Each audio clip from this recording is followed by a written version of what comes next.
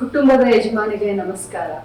ನಮ್ಮ ಕರ್ನಾಟಕ ರಾಜ್ಯ ಸರ್ಕಾರ ಮಹಿಳೆಯ ಸ್ವಾವಲಂಬನೆಯ ಜೀವನಕ್ಕೆ ಗೃಹಲಕ್ಷ್ಮಿ ಅನ್ನುವಂತ ಮಹತ್ವರವಾದಂತ ಯೋಜನೆಯನ್ನು ತೆಗೆದುಕೊಂಡು ಬಂದಿದೆ. ಪಡಿತರ ಚೀಟಿಯನ್ನ ಹೊಂದಿದಂತ ಕುಟುಂಬದ ಯಜಮಾನಿಗೆ ಪ್ರತಿ ತಿಂಗಳು 2,000 ರೂಪಾಯಿಯನ್ನ ನೀಡಲಿದ್ದೇವೆ. ಈ ಯೋಜನೆಗೆ ಕರ್ನಾಟಕ ಒನ್, ಬ್ಯಾಂಗ್ಳೂರ್ ಒನ್, ಗ್ರಾಮ ಒನ್ ಹಾಗೂ ಬಾಪೂಜಿ ಸೇವಾ ಕೇಂದ್ರಗಳಲ್ಲಿ ಉಚಿತವಾಗಿ ನೋಂದಾಯಿಸಿಕೊಳ್ಳಬಹುದು. ಅದೇ ರೀತಿ ಸರ್ಕಾರದಿಂದ ನೇಮಕಗೊಂಡಂತ ಪ್ರಜಾಪ್ರತಿನಿಧಿಗಳು ತಮ್ಮ ಮನೆ ಬಾಗಿಲಿಗೆ ಬಂದು ಉಚಿತವಾಗಿ ಈ ಯೋಜನೆಯನ್ನ ನೋಂದಾಯಿಸಿಕೊಳ್ತಾರೆ.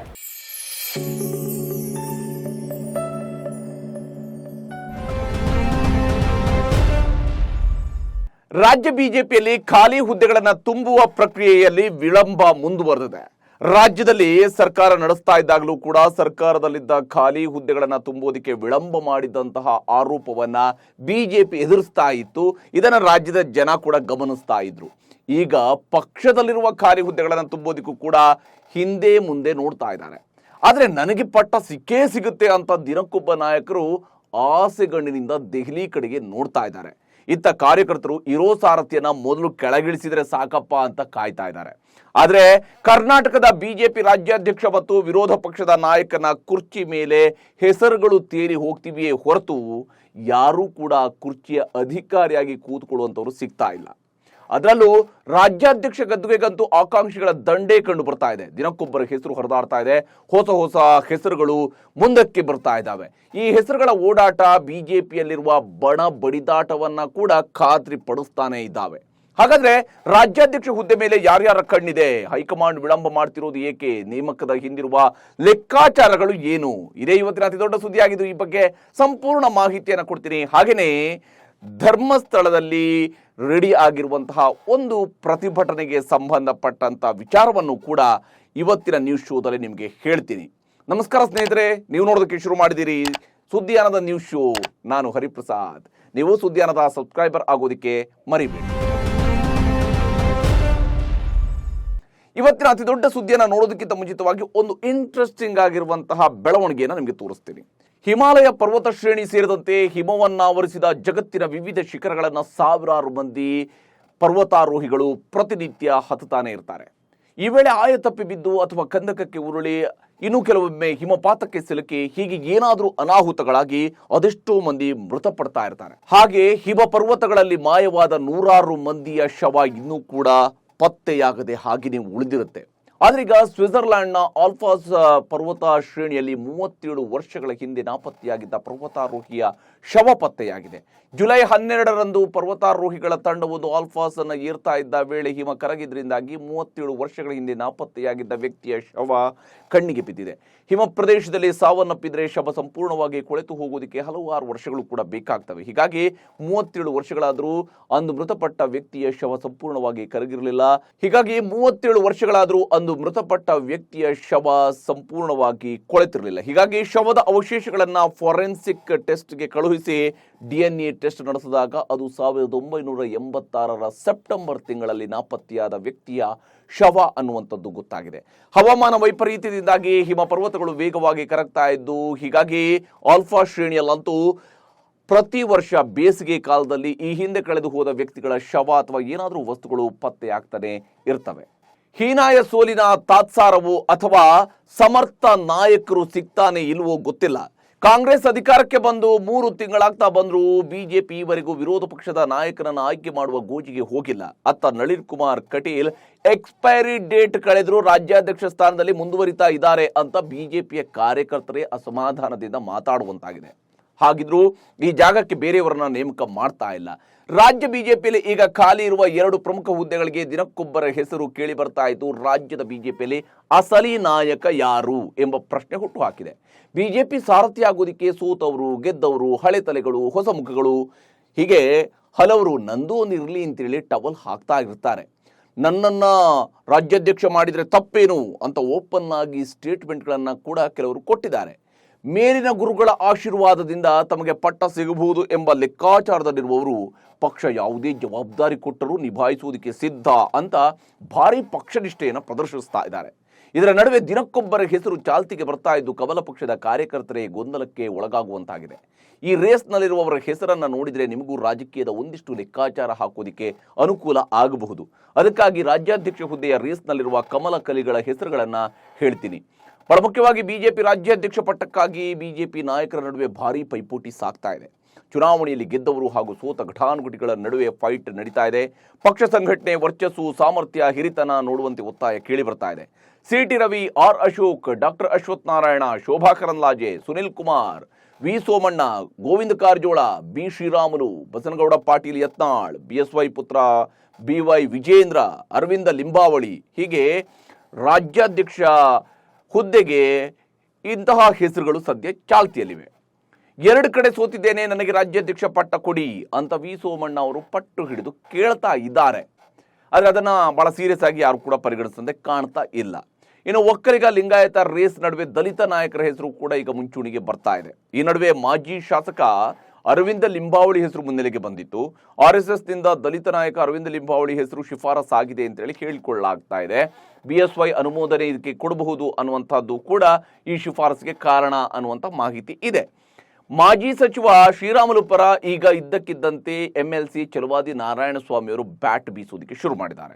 ಬಿಜೆಪಿ ದಲಿತ ನಾಯಕರ ಸಾಮರ್ಥ್ಯವನ್ನು ಗುರುತಿಸುವ ಕೆಲಸ ಮಾಡುತ್ತೆ, ಶ್ರೀರಾಮುಲು ಅವರಿಗೂ ಕೂಡ ಶೀಘ್ರವೇ ಅವಕಾಶ ಬರಬಹುದು ಅಂತ ಹೇಳಿಕೆಯನ್ನು ಕೊಟ್ಟಿದ್ದಾರೆ. ಹೀಗೆ ಒಕ್ಕಲಿಗ ಲಿಂಗಾಯತ ಲೆಕ್ಕಾಚಾರದ ನಡುವೆ ಈಗ ದಲಿತ ನಾಯಕರು ಕೂಡ ರೇಸ್ಗೆ ಇಳಿದಿದ್ದಾರೆ. ಆದರೆ ಕಳೆದ ವಾರ ಸಿಟಿ ರವಿ ಅವರಿಗೇನೇ ರಾಜ್ಯಾಧ್ಯಕ್ಷ ಪಟ್ಟ ಫಿಕ್ಸ್ ಅಂತ ಹೇಳಲಾಗ್ತಾ ಇತ್ತು. ಯಾಕಂದರೆ ರವಿ ಅವರನ್ನ ರಾಷ್ಟ್ರೀಯ ಪ್ರಧಾನ ಕಾರ್ಯದರ್ಶಿ ಹುದ್ದೆಯಿಂದ ಕೆಳಗಿಳಿಸಲಾಗಿತ್ತು. ಹೈಕಮಾಂಡ್ ನಾಯಕರು ದೆಹಲಿಗೂ ಕೂಡ ಬರುವಂತೆ ಅವರಿಗೆ ಬುಲಾವ್ ಕೊಟ್ಟಿದ್ರು. ಹೀಗಾಗಿ ರವಿ ಅವರಿಗೇನೆ ಬಿಜೆಪಿ ರಾಜ್ಯಾಧ್ಯಕ್ಷ ಪಟ್ಟ ಕಟ್ಟಬಹುದು, ಇದಕ್ಕಾಗಿಯೇ ಹೈಕಮಾಂಡ್ ನಾಯಕರು ದೆಹಲಿಗೆ ಕರೆಸ್ಕೊಂಡಿದ್ದಾರೆ ಅನ್ನುವಂತಹ ಚರ್ಚೆ ಎಲ್ಲ ಜೋರಾಗಿ ನಡೀತಾ ಇತ್ತು. ಆದರೆ ಅಲ್ಲಿ ಆಗಿದ್ದೇ ಬೇರೆ. ಅದೇನಂದ್ರೆ ಅಸಲಿಗೆ ದೆಹಲಿ ರಾಜ್ಯಾಧ್ಯಕ್ಷರ ಆಯ್ಕೆ ಬಗ್ಗೆ ಚರ್ಚೆಯೇ ನಡೆದಿಲ್ಲ. ವಿಧಾನಸಭೆ ಚುನಾವಣೆಯಲ್ಲಿ ಸೋತಿದ್ದಕ್ಕೆ ಸಿಟಿ ರವಿ ಅವರಿಗೆ ಕೊಕ್ ನೀಡಲಾಗಿದೆ. ಇದೇ ತಳಮಳದಿಂದ BL ಸಂತೋಷ್ ಅವರನ್ನ ಭೇಟಿಯಾಗಿದ್ದ ರವಿ ಮಾಧ್ಯಮದ ಮುಂದೆ ಅಧಿಕಾರದ ಆಸೆ ಇಲ್ಲ ಅಂತೇಳಿ ಹೇಳಿಕೆಯನ್ನು ಕೊಟ್ಟಿದ್ರು. ಹುದ್ದೆಗೆ ಸ್ಪರ್ಧೆ ಇಲ್ಲ, ಜವಾಬ್ದಾರಿ ಕೇಳಿ ಪಡಿಬಾರ್ದು ಅಂತೆಲ್ಲ ಸಮರ್ಥನೆ ಬೇರೆ ಕೊಟ್ಟರು. ಬಾಯಿ ಮಾತಿನಲ್ಲಿ ಏನೇ ಹೇಳಿದ್ರು ಇಲ್ಲೊಂದು ಅಂಶವನ್ನು ನಾವು ಗಮನಿಸಬೇಕಿದೆ. ಸಿಟಿ ರವಿ ಹೆಸರು ಮುಂಚೂಣಿಗೆ ಬರ್ತಾ ಇದ್ದಂತೆಯೇ ಅರವಿಂದ ಲಿಂಬಾವಳಿ ಹೆಸರು ಚರ್ಚೆಗೆ ಬಂದಿದೆ. ಈಗ ನೋಡಿದರೆ ಬಿ ಶ್ರೀರಾಮುಲು ಅವರನ್ನ ಕೂಡ ಬಿಜೆಪಿ MLC ರೇಸ್ಗೆ ಎಳ್ಕೊಂಡು ಬಂದು ನಿಲ್ಲಿಸಿದ್ದಾರೆ. ಇದು ಕ್ಲಿಯರ್ ಆಗಿ ಬಿಜೆಪಿಯಲ್ಲಿ ಬಣಬಡಿದಾಟ ಹೇಗೆ ಸಾಗ್ತಾ ಇದೆ ಅನ್ನೋದಕ್ಕೆ ಉದಾಹರಣೆಯಂತಿದೆ. ಇಲ್ಲಿ BL ಸಂತೋಷ್ ಆಪ್ತ ಸಿಟಿ ರವಿ ಅವರಿಗೆ ರಾಜ್ಯಾಧ್ಯಕ್ಷ ಪಟ್ಟ ಕಟ್ತಾರೆ ಅನ್ನುವಂಥ ಚರ್ಚೆ ಸಾಗ್ತಾ ಇತ್ತು. ಸಿಟಿ ರವಿಗೆ ರಾಜ್ಯಾಧ್ಯಕ್ಷ ಸ್ಥಾನ ಸಿಕ್ಕರೆ ಅದು BS ಯಡಿಯೂರಪ್ಪ ಅವರ ಬಣಕ್ಕೆ ಆದಂಥ ಹಿನ್ನಡೆ ಅಂತಲೇ ಅರ್ಥ. ಅದರಲ್ಲಿ ಯಾವುದೇ ಎರಡು ಮಾತಿಲ್ಲ. BSY ಬಣದಿಂದ ಈಗ ಇದ್ದಕ್ಕಿದ್ದಂತೆಯೇ ಅರವಿಂದ ಲಿಂಬಾವಳಿ ಹೆಸರು ಮುನ್ನೆಲೆಗೆ ಬಂದಿದೆ.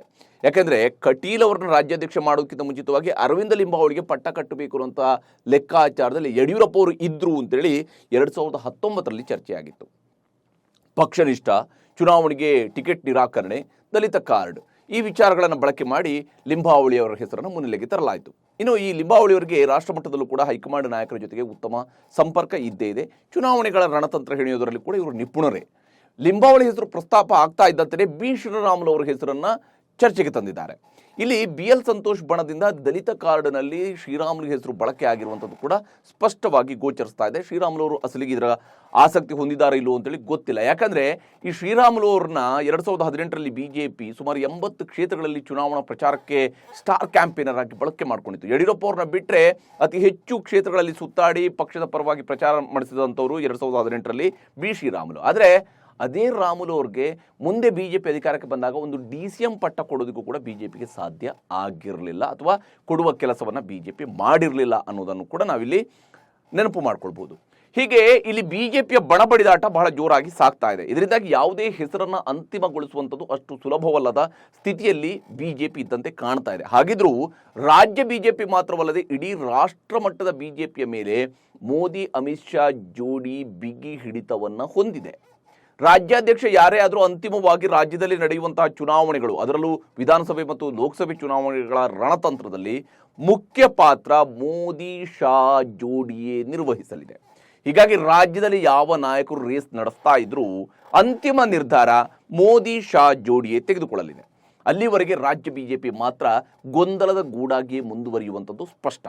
ಧರ್ಮಸ್ಥಳದಲ್ಲಿ ಸೌಜನ್ಯ ಅತ್ಯಾಚಾರ ಮತ್ತು ಕೊಲೆ ನಡೆದು ದಶಕವೇ ಕಳೆದು ಹೋಗಿದೆ. ಆದರೆ ನ್ಯಾಯದ ಕೂಗು ತಗ್ಗಿಲ್ಲ, ಪ್ರತಿಭಟನೆಯ ಕಾವು ಆರಿಲ್ಲ. ಇದೀಗ ಆಗಸ್ಟ್ 4ರಂದು ಉಜಿರೆಯ ಜನಾರ್ದನ ದೇವಸ್ಥಾನದಲ್ಲಿ ಪ್ರತಿಭಟನೆಗೆ ಕರೆ ನೀಡಲಾಗಿದೆ. ಆದರೆ ಈ ಪ್ರತಿಭಟನೆ ಪರ ವಿರೋಧಕ್ಕೆ ಕಾರಣವಾಗಿದೆ. ಅಖಿಲ ಭಾರತ ಧರ್ಮಸ್ಥಳ ಭಕ್ತ ಅಭಿಮಾನಿಗಳ ಸಂಘದಿಂದ ದಕ್ಷಿಣ ಕನ್ನಡ, ಉಡುಪಿ ಜಿಲ್ಲೆ ಹಾಗೂ ರಾಜ್ಯದ ಹಲವು ಜಿಲ್ಲೆಗಳ ಸಮಾಜದ ಮುಖಂಡರುಗಳ ಸಭೆಯನ್ನು ಕರೆದಿದ್ದಾರೆ. ಶುಕ್ರವಾರ ಬೆಳಗ್ಗೆ 10 ಗಂಟೆಗೆ ಉಜಿರೆಯಲ್ಲಿ ಬೃಹತ್ ಮಟ್ಟದ ಪ್ರತಿಭಟನಾ ಕಾರ್ಯಕ್ರಮ ನಡೆಸುವುದಕ್ಕೆ ಮುಂದಾಗಿದ್ದಾರೆ. ಅಷ್ಟಕ್ಕೂ ಈ ಪ್ರತಿಭಟನೆಯ ಉದ್ದೇಶ ಏನು ಅನ್ನೋದನ್ನ ಮೊದಲಿಗೆ ನಿಮಗೆ ಹೇಳ್ತೀನಿ. ಸೌಜನ್ಯ ಕೊಲೆ ಆರೋಪಿಗಳಿಗೆ ಕಠಿಣ ಶಿಕ್ಷೆಯನ್ನ ಕೊಡಿಸಬೇಕು ಅಂತ ಸರ್ಕಾರವನ್ನು ಒತ್ತಾಯ ಮಾಡಲಿದ್ದಾರೆ. ಪ್ರಕರಣದ ಉನ್ನತ ಮಟ್ಟದ ತನಿಖೆಗೂ ಸಂಬಂಧಪಟ್ಟಂತೆಯೂ ಕೂಡ ಸಂಬಂಧಪಟ್ಟಂತ ಇಲಾಖೆಗೆ ಮನವಿಯನ್ನು ಮಾಡಲಿದ್ದಾರೆ. ಧರ್ಮಸ್ಥಳದ ಬಗ್ಗೆ ಮತ್ತು ಪೂಜ್ಯ ಧರ್ಮಾಧಿಕಾರಿಯವರ ನಿಂದನೆ, ಅಪಪ್ರಚಾರವನ್ನು ನಿಲ್ಲಿಸಬೇಕು. ಸಾಮಾಜಿಕ ಜಾಲತಾಣದಲ್ಲಿ ಅಪಪ್ರಚಾರ ಮಾಡುವವರಿಗೆ ಕಠಿಣ ಶಿಕ್ಷೆಗೆ ಗುರಿಪಡಿಸಬೇಕು. ಅಂತವರನ್ನ ಹಿಂದೂ ದೇವಾಲಯಗಳನ್ನು ಟಾರ್ಗೆಟ್ ಮಾಡಿ ಇಲ್ಲಿ ಅಪಪ್ರಚಾರ ಮಾಡ್ತಾ ಇದ್ದಾರೆ. ಅಪಪ್ರಚಾರ ಮಾಡುವವರ ವಿರುದ್ಧ ಬೃಹತ್ ಆಂದೋಲನ ಸಭೆಯನ್ನು ನಡೆಸಲಾಗುತ್ತೆ. ಹೀಗೆ ಹಲವು ಬೇಡಿಕೆಗಳನ್ನು ಇಟ್ಟುಕೊಂಡು ವಿವಿಧ ಕ್ಷೇತ್ರದ ಗಣ್ಯರು, ಧರ್ಮಸ್ಥಳದ ಭಕ್ತರು, ಜನಜಾಗೃತಿಯ ಎಲ್ಲ ಅಧ್ಯಕ್ಷರು, ಪದಾಧಿಕಾರಿಗಳು, ಸದಸ್ಯರು, ಒಕ್ಕೂಟಗಳ ಎಲ್ಲ ಅಧ್ಯಕ್ಷರು, ಪದಾಧಿಕಾರಿಗಳು, ಸಂಘಗಳ ಸದಸ್ಯರು, ವಿಪತ್ತು ನಿರ್ವಹಣೆಯ ಎಲ್ಲ ಸ್ವಯಂ ಸೇವಕರು, ಭಜನಾ ಪರಿಷತ್ ಅಧ್ಯಕ್ಷರು, ಪದಾಧಿಕಾರಿಗಳು, ಸದಸ್ಯರು, ಎಲ್ಲ ಸೇವಾ ಪ್ರತಿನಿಧಿಗಳು, ಮೇಲ್ವಿಚಾರಕರು, ಧರ್ಮಸ್ಥಳದ ಧರ್ಮೋತ್ಥಾನ ಮೂಲಕ ನಡೆದ ವಿವಿಧ ಅನುದಾನ ದೇವಸ್ಥಾನ, ಶಾಲೆ, ಭಜನಾ ಮಂಡಳಿ, ಸಾರ್ವಜನಿಕರು ಪ್ರತಿಭಟನೆಯಲ್ಲಿ ಭಾಗವಹಿಸುವಂತೆ ಒತ್ತಾಯ ಮಾಡಲಾಗಿದೆ ಅಥವಾ ಅವರಿಗೆ ಕರೆಯನ್ನು ಕಳಿಸಲಾಗಿದೆ. ಆದರೆ ಈ ಸಭೆಗೆ ವಿರೋಧವೂ ಕೂಡ ವ್ಯಕ್ತವಾಗಿದೆ. ಯಾರೂ ಈ ಪ್ರತಿಭಟನೆಯಲ್ಲಿ ಭಾಗಿಯಾಗಬಾರದು ಅಂತ ಮತ್ತೊಂದು ಕಡೆಯಿಂದ ಕರೆ ಕೊಟ್ಟು ಸೋಷಿಯಲ್ ಮೀಡಿಯಾದಲ್ಲಿ ಕ್ಯಾಂಪೇನ್ ಬೇರೆ ಶುರುವಾಗಿದೆ. ಅದರಲ್ಲೂ ಕೂಡ ಬಹಳಷ್ಟು ಕಾರಣಗಳನ್ನೆಲ್ಲ ಕೊಟ್ಟಿದ್ದಾರೆ. ಅದನ್ನ ವಿವರಗಳಿಗೆ ಡೀಟೇಲ್ಗಳನ್ನು ಕೊಡೋದಕ್ಕೆ ಹೋಗೋದಿಲ್ಲ, ಯಾಕಂದರೆ ಈ ರೀತಿಯಂಥ ಪರ ವಿರೋಧಗಳು ಇದ್ದೇ ಇರ್ತವೆ. ಆದರೆ ಹೀಗೆ ಪ್ರತಿಭಟನೆಯಲ್ಲೂ ಕೂಡ ಸೌಜನ್ಯಗಳಿಗೆ ನ್ಯಾಯ ಕೊಡಿಸಬೇಕು ಅನ್ನುವಂತಹ ಸೋಗಿನಲ್ಲಿ ನಾನಾ ರೀತಿಯ ಚರ್ಚೆಗಳು ಸಾಗ್ತಾ ಇದ್ದಾವೆ. ಯಾರು ಏನೇ ಪ್ರತಿಭಟನೆ ಮಾಡಲಿ, ಇಲ್ಲಿ ಯಾರಿಗೂ ಕೂಡ ಅವಹೇಳನ ಮಾಡುವಂಥದ್ದು ಸರಿಯಲ್ಲ. ಯಾರದ್ದೋ ತೇಜೋವಧೆ ಮಾಡೋದ್ರಿಂದ ಸೌಜನ್ಯಗಳಿಗೆ ನ್ಯಾಯ ಸಿಗೋದಿಲ್ಲ. ಇಲ್ಲಿ ಬೇಕಿರುವಂಥದ್ದು ಒಂದೇ ಒಂದು ವಿಚಾರ, ಅದೇನು ಗೊತ್ತಾ? ಅದು ನ್ಯಾಯ.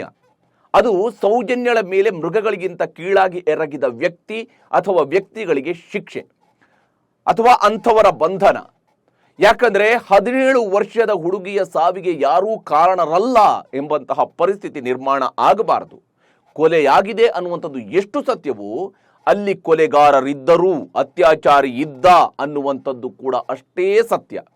ಆ ಕೊಲೆಗಾರರ ಸತ್ಯ ಅನಾವರಣ ಆಗಲೇಬೇಕು ಅನ್ನುವಂಥದ್ದು ನ್ಯಾಯದ ಪರವಾಗಿ ಇರುವವರ ಒತ್ತಾಯ.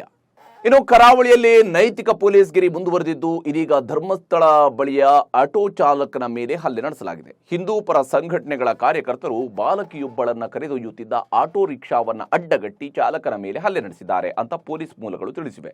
ದಕ್ಷಿಣ ಕನ್ನಡ ಜಿಲ್ಲೆ ಬೆಳ್ತಂಗಡಿ ತಾಲೂಕಿನ ಧರ್ಮಸ್ಥಳದ ಬಳಿಯಲ್ಲಿ ಘಟನೆ ನಡೆದಿದ್ದು, ಆಟೋ ಚಾಲಕ ಮೊಹಮ್ಮದ್ ಆಶಿಕ್ ಎಂಬಾತನ ಮೇಲೆ ಹಲ್ಲೆ ನಡೆಸಲಾಗಿದೆ. ಆಟೋದಲ್ಲಿ ಪ್ರಯಾಣಿಸುತ್ತಿದ್ದದ್ದು ಹಿಂದೂ ಹುಡುಗಿ ಎಂಬ ಕಾರಣಕ್ಕೆ ಹಲ್ಲೆ ನಡೆಸಲಾಗಿದೆ ಅಂತ ಅವರು ಹೇಳಿದ್ದಾರೆ. ಆಶಿಕ್ ಬೆಳ್ತಂಗಡಿ ತಾಲೂಕಿನ ಉಜಿರೆ ನಿವಾಸಿಯಾಗಿದ್ದಾರೆ. ಈ ಸಂಬಂಧ ಪ್ರಕರಣ ದಾಖಲಾಗಿದ್ದು ತನಿಖೆ ನಡೀತಾ ಇದೆ. 2 ದಿನಗಳ ಹಿಂದಷ್ಟೇ ಸಿಎಂ ನೈತಿಕ ಪೊಲೀಸ್ಗಿರಿ ಮಾಡುವವರ ವಿರುದ್ಧ ಕಠಿಣ ಕ್ರಮ ಕೈಗೊಳ್ಳುವಂತೆ ಸೂಚನೆಯನ್ನ ಕೊಟ್ಟಿದ್ರು.